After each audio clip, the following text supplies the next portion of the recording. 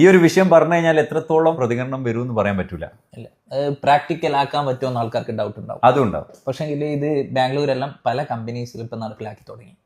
അതെ, എൻ്റെ ഇളയ അനുജനൊക്കെ വർക്ക് ചെയ്ത കമ്പനിയിൽ സഡൻ ഒരു ടീം വരും, എന്നിട്ട് എല്ലാ എംപ്ലോയീസിൻ്റെ ബ്ലഡ് കളക്ട് ചെയ്യും, കൊണ്ടുപോയിട്ട് അവർ ചെയ്യുന്ന ടെസ്റ്റ് എന്താണെന്ന് വെച്ച് കഴിഞ്ഞാൽ ഡ്രഗ് ഉപയോഗിക്കുന്നുണ്ടോ എന്ന് നോക്കലാണ്. ഉപയോഗിക്കുന്നവരെ ടെർമിനേറ്റ് ചെയ്യും. പക്ഷെ ഇവിടെ നമ്മൾ പറയാൻ പോകുന്നത് എന്താണെന്ന് വെച്ച് കഴിഞ്ഞാൽ നമ്മളെ സമൂഹത്തിൽ ഇപ്പോൾ ഒരുപാട് പ്രശ്നം ഫേസ് ചെയ്യുന്ന ഡ്രഗ് ഉപയോഗിച്ചിട്ടാണ്. എൻ്റെ ഒരു സ്നേഹിതൻ കല്യാണം കഴിച്ചിട്ട് മാസങ്ങൾക്ക് ശേഷം അറിഞ്ഞത് അവൻ്റെ വൈഫ് ഉപയോഗിക്കുന്നുണ്ടെന്ന്. ഡിവോഴ്സിന് പുറകെ പോയതിന് ശേഷം പെണ്ണിനെപ്പോഴും ഒരു സപ്പോർട്ട് കൂടുതലല്ലേ, അതുകൊണ്ട് തന്നെ അവനക്ക് ഇതിൽ നിന്നും കഴിച്ചിലാവാൻ കുറേ പാടുപെട്ടിട്ടുണ്ട്. അപ്പോൾ ഡ്രഗ് ഉപയോഗിക്കുന്നതിൽ ആണുങ്ങളൊപ്പം തന്നെ പെണ്ണുങ്ങളും ഇപ്പം മത്സരിക്കുന്നുണ്ട്. ഇതിൽ കല്യാണം കഴിഞ്ഞിട്ടുണ്ടാവുന്ന പ്രശ്നങ്ങൾ 90% ഒഴിവായി കിട്ടും.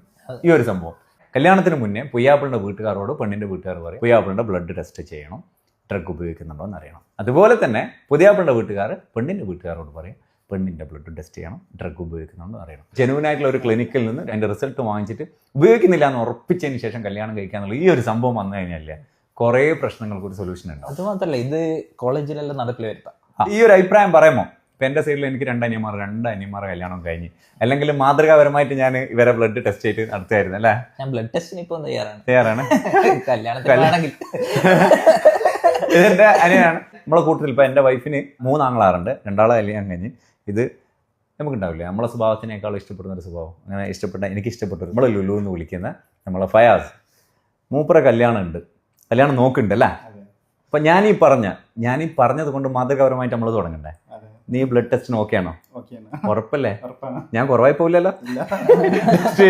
അപ്പം ഫയാസിൻ്റെ ബ്ലഡ് നമ്മൾ ടെസ്റ്റ് ചെയ്യും.